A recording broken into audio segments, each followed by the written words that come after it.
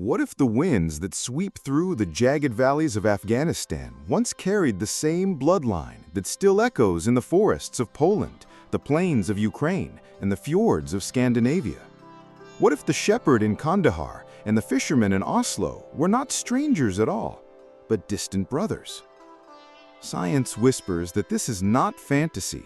It's written in DNA, and DNA doesn't lie. Deep inside the genome of Afghans, especially among Pashtuns and Tajiks, there is a striking genetic marker. A marker so persistent it has survived conquests, famines, migrations, and time itself. This marker is called R1A-M17, a Y chromosome haplogroup, passed unbroken from father to son. No mixing, no shortcuts. A pure lineage that carries the memory of ancient fathers. And here's the surprise. The same marker that defines over 50% of Pashtun men is also found in staggering numbers across Eastern Europe. More than 60% of Polish men, around 50% of Ukrainians, nearly 40% of Scandinavian males. One thread weaving through two continents. Coincidence? Impossible. This is no recent link. It is ancient, thousands of years older than any empire or scripture. The question is not whether this connection exists. The question is how. How did the same genetic fingerprint appear in places thousands of kilometers apart, across mountain ranges, deserts, and seas? To answer that, we have to travel back. Not centuries, not millennia, but 5,000 years. To a world before maps, before nations, before Europe and Central Asia were even names. That world was the Pontic-Caspian steppe, a vast grassland stretching from modern Ukraine through southern Russia into western Kazakhstan. It was here, around 3300 to 2600 BCE, that the Yamnaya people, known to us as the Yamnaya, thrived. The Yamnaya were not farmers. They were herders, horse riders, and pioneers of the wheel and wagon. They did not build cities, but they carried something far more enduring than stone walls. They carried DNA. Wherever they rode, they left behind their genetic signature. Among their most enduring legacies was haplogroup R1A, the very lineage that still pulses through the veins of both Afghans and Eastern Europeans. But the story doesn't end with a single haplogroup, because the Yamnaya expansion did not move in one direction. It split.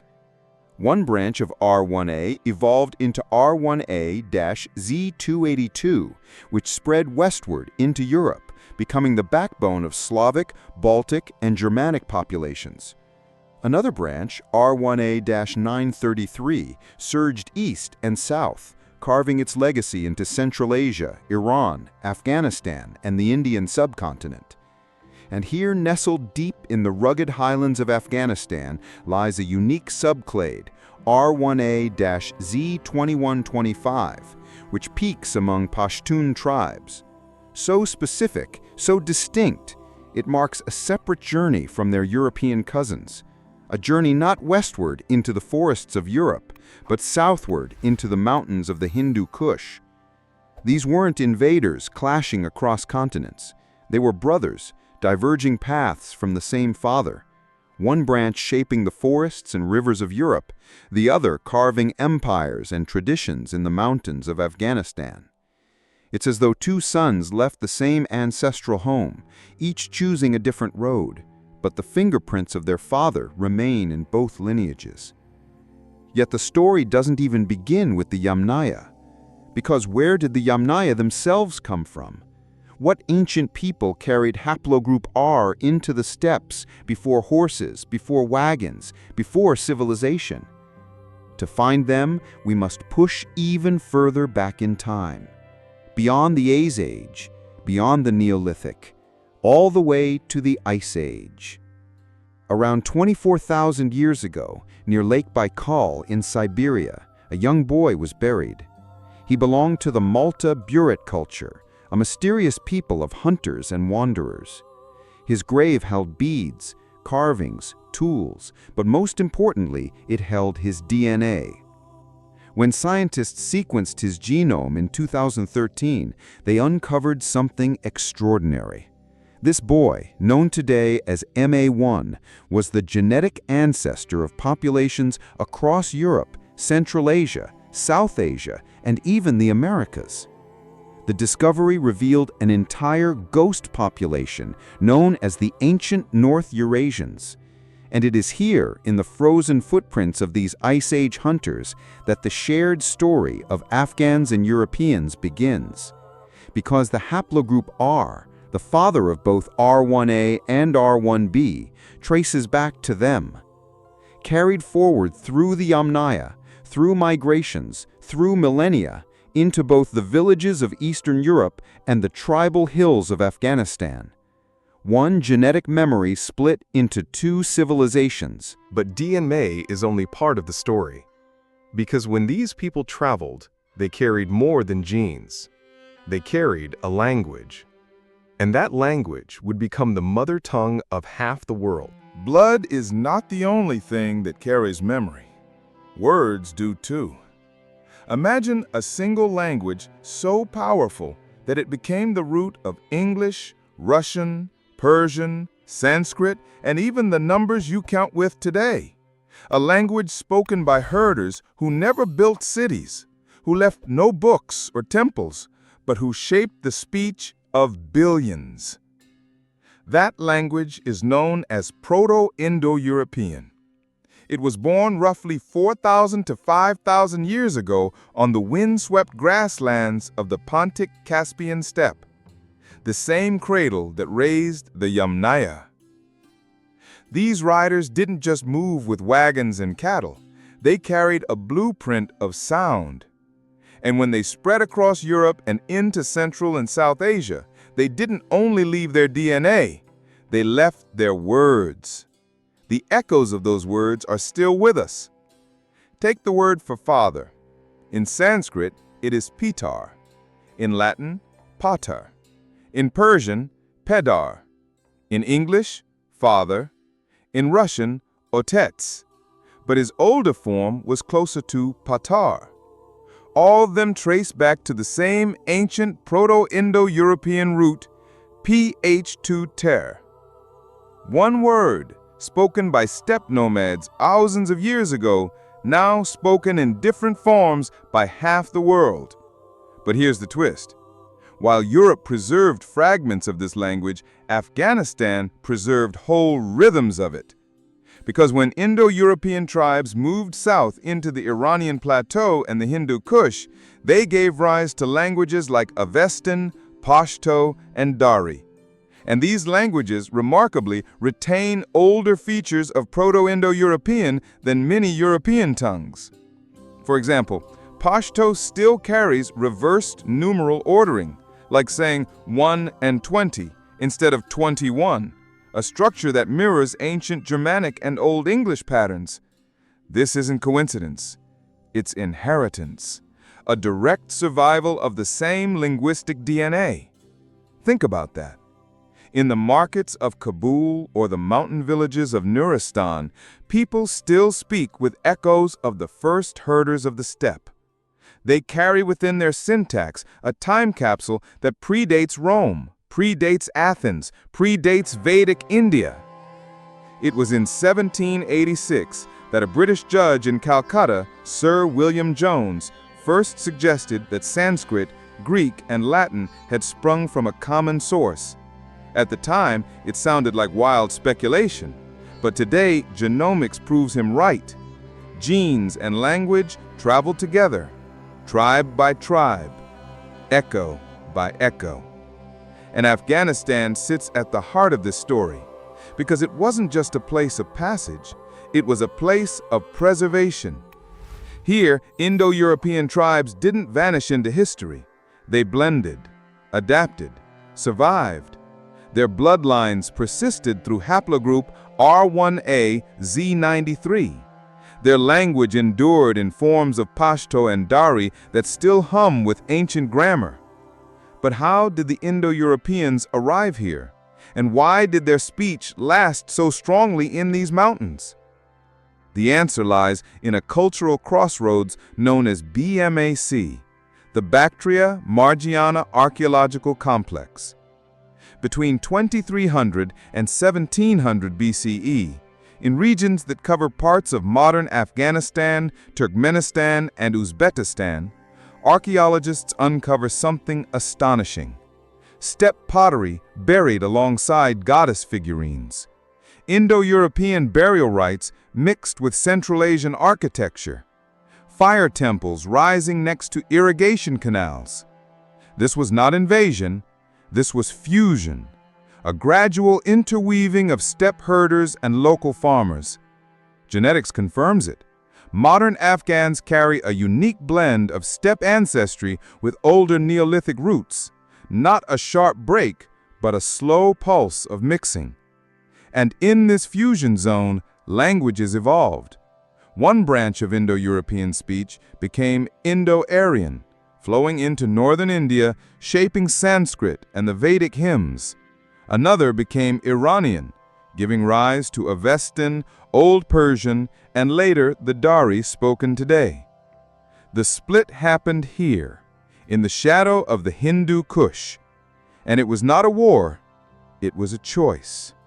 Some tribes pressed east, into the fertile plains of the Ganges, planting the seeds of Vedic tradition. Others remained in the highlands of Aryan, the land later remembered in Zoroastrian scripture.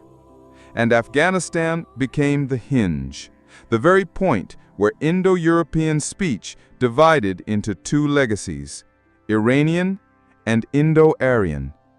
But there's more, because Afghanistan didn't just receive Indo-European language. In many ways, it preserved it longer than Europe itself. Consider this.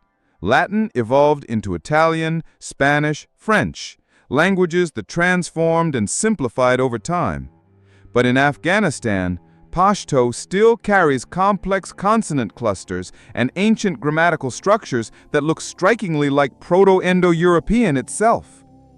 It is as if Europe moved forward while Afghanistan kept one foot in the past, not stuck, but resilient, holding on to features that the rest of the world let slip away. And that resilience, both in blood and in speech, is what makes Afghanistan so vital to understanding the shared story of Europe and Asia. Because here, in this mountainous corridor, the line between Europe and Central Asia blurs. Here, the DNA of the Yamnaya pulses in the veins of Afghan tribesmen. Here, the Proto-Indo-European tongue whispers through Pashto proverbs and Dari poetry. Here, the past has not vanished, it has survived. But if blood and words can cross continents, can they also survive empires? Can they endure conquest after conquest? Persians, Greeks, Arabs, Mongols, British? The answer, written in Afghan DNA, is yes. Blood and words survived the steppe migrations, but history has a habit of rewriting itself. By the time Indo-European tribes had settled into the Iranian plateau and the plains of northern India, the memory of their long journey was fading. What remained were stories, and these stories became scripture, empire, and myth. In the Rig Veda, one of humanity's oldest sacred texts, the Indo-Aryans praised the dawn, the rivers, and the fire. They called themselves Arya, a word meaning noble, rooted in the Proto-Indo-European Aryo, meaning kinsman or one of us. Across the mountains in ancient Persia, the word lived on. The earliest Persian kings called their homeland Aryanim Vaihesya, the land of the Aryans. Even today, the word echoes in the name Iran. Here is the truth. Aryan was never about race, it was about identity. A shared tongue, a shared way of life, a reminder of common origin. But centuries later, the word was stolen, twisted. In the 19th century, European scholars, fascinated by the link between Sanskrit, Persian, and Latin, invented a story of an Aryan invasion. They imagined fair-skinned warriors sweeping down into India, conquering the dark-skinned natives and imposing their language. It was a neat story, too neat, and it fit the colonial imagination. A tale where Europeans and Indians were distant cousins, but Africans and others were left outside. A tale where conquest was painted as destiny. The problem is, it wasn't true. Modern genetics has shredded the myth. There was no sudden invasion. Instead, there was a slow migration and mixing. Steppe herders moved south and east over centuries, blending with local farmers. Their bloodlines didn't erase, they fused. Their words didn't crush, they merged. In Afghanistan, this fusion is written in every village. Pashtuns carry the R1A haplogroup, yes, but they also carry deep layers of Neolithic farmer ancestry, and even ancient traces of Denisovan blood from further east. A living palimpsest, not a clean conquest. And yet the myth of an Aryan race survived. It fed into European nationalism. It birthed ideologies that scarred the 20th century. From Nazi Germany's obsession with a pure Aryan bloodline to colonial policies that justified domination, the idea traveled far from its original meaning. But history tells a different story. Afghanistan tells a different story. Because in this land you can see the real Aryans, not as conquerors, but as survivors. A people who carried Indo-European blood and words through empires that rose and fell around them. Think of the Persians who built palaces at Persepolis. Think of Alexander the Great, who married an Afghan princess in Bactria to secure his rule. Think of the Kushans, who blended Greek, Persian, and Indian culture, carving Buddhas into cliffs that towered for millennia. Each empire left its mark, and yet beneath the layers, the older bloodline endured. Even when the Arabs arrived in the 7th century, bringing Islam and Arabic script, the Persian tongue survived. Dari poetry flourished, carrying echoes of Indo-European rhythm. Pashto resisted, maintaining tribal memory in the mountains. Languages shifted, religions changed, empires collapsed, but the Indo-European thread never snapped. That is why Afghanistan is not a periphery. It is a center, a hinge where Europe and Asia meet, where the steppe world flowed into the river valleys, where the Aryan idea was born, preserved, and misunderstood. And this is the lesson. History is not about pure lines. It is about mixtures. The people of Afghanistan are not the remnants of some lost tribe. They are the living proof that cultures survive by absorbing, not erasing. So when we hear the word Aryan today, it should not conjure images of conquest or purity. It should conjure the mountains of the Hindu Kush, where Indo-European tribes settled, mixed, and gave the world languages that still shape how we think and speak. Because here lies the paradox. The true homeland of the Aryan idea is not in Berlin or London. It is not in the fantasies of racial theorists. It is in the highlands of Afghanistan and Iran, where the first Arya called themselves noble, not because of skin, but because of kinship. And if blood and words can survive empire, what else can survive? That takes us to the final piece of this story, memory. The myths, the genes, the languages, they are all fragments. But to see the whole picture, we must step into Afghanistan's present, where the past still beats in poetry, in tribal law, in the resilience of a people who have outlasted every empire. Empires crumble, borders change, but blood remembers. and language remembers. When modern science looks at Afghanistan, it does not just see a nation at war, it sees an archive of humanity, a place where the DNA of the Yamnaya still pulses in tribal bloodlines, where the rhythms of Proto-Indo-European still echo in poetry and speech. Pashtuns, Nuristanis, Tajiks each carry fragments of the same ancient story.